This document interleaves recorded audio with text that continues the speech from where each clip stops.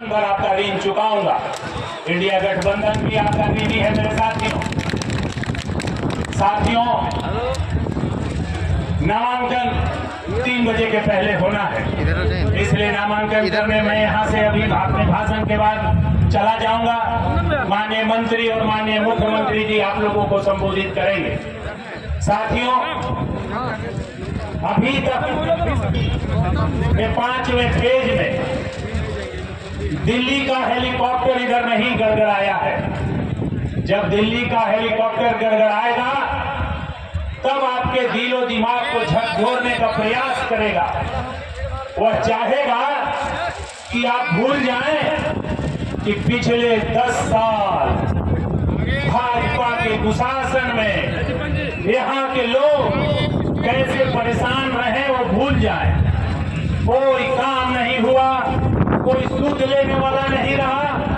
आप इसको भूल जाएं और वो चाहेंगे कि आपने गांवों में देखा है कि गांव में जब कोई व्यक्ति गलती करते पकड़ा जाता है, जब उससे पूछता है कि भाई तूने गलती क्यों किया, तो गलती की बात नहीं करेगा, वो बात दूसरा करने लगेगा ताकि बात बदल जाए। वही हाल इन दिल्ली के जो नेता हैं भारतीय जनता पार्टी के, जब ये आएंगे तो ये नहीं कहेंगे कि मेरे भाई यहाँ रोजगार के साधन आप लोगों को चतरा लोकसभा में क्यों यहाँ के सांसद ने उपलब्ध नहीं कराया।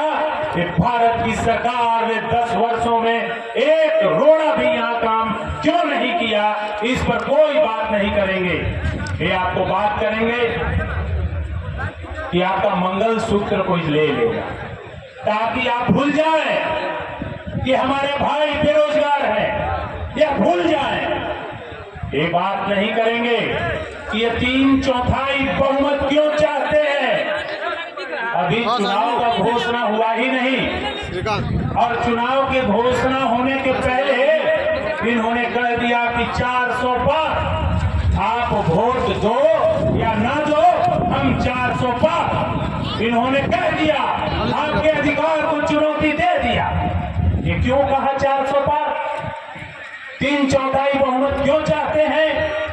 संविधान की पीठ ने कहा है केशवानंद भारती केस में कि 11 सदस्यीय पीठ ने कहा है कि संविधान के मूलभूत ढांचा में परिवर्तन नहीं किया जा सकता, संसद परिवर्तन नहीं कर सकती। इसके लिए 3/4 बहुमत देश में और राज्यों में चाहिए। इसीलिए इन्होंने 400 पार का नारा दिया है ताकि इस देश से इस संविधान के मूलभूत ढांचा में परिवर्तन करें, देश के संविधान को बदल दे। बाबा साहेब भीमराव अम्बेडकर के लिखे हुए संविधान को टोकरी में कूड़ेदान की भांति फेंक दे और नया संविधान लिखे। ऐसा यह देश में इंडिया गठबंधन, कभी आदरणीय लालू यादव जी, मल्लिकार्जुन खड़गे जी, सोनिया जी, राहुल जी, कभी शिबू सोरेन जी, हेमंत जी, चंपई सोरेन जी, मंच पर उपस्थित तमाम नेता जीते जी इसकी इजाजत कभी नहीं देंगे। हम लोग इसकी इजाजत कभी नहीं दे सकते कि बाबा साहेब अम्बेडकर के संविधान को बदल दिया जाए। इसकी इजाजत कभी नहीं देंगे। अंतिम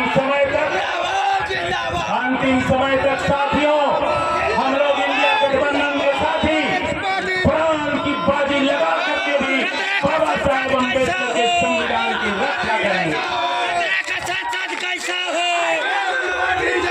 साथियों, ये कहते हैं, इन्होंने एजेंडा में लेके आया है 1 नेशन 1 इलेक्शन। मैं कहता हूं यह 1 नेशन 1 इलेक्शन नहीं है, यह है 1 नेशन नो इलेक्शन। यह एजेंडा कामयाब नहीं होने देना है। यह 1 नेशन नो इलेक्शन क्यों है? 1 नेशन नो इलेक्शन इसलिए कि इन्होंने जो इलेक्ट्रोल बॉन्ड लाया था उसमें कानून बनाना था कि कौन कितना पैसा देगा, इस सरकार को इसका पता किसी को न चले, किसने दिया, कितना दिया, कब दिया, इसका पता न चले। भ्रष्टाचार में ऐसा स्थिति इस देश में कभी नहीं हुआ था।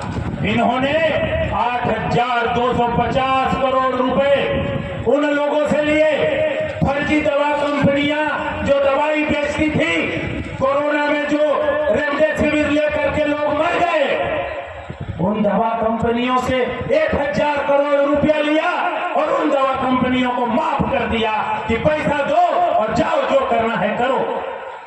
ये पैसा किस चीज में काम करेंगे? जो पैसा दूसरे पार्टी को कोई यदि चंदा देगा, उसको ईडी पकड़ के जेल में डाल देगी कि कोई पैसा मत दो और हमें पैसा दो, मुखिया से सांसद तक एक दिन चुनाव कराएंगे और इसके बाद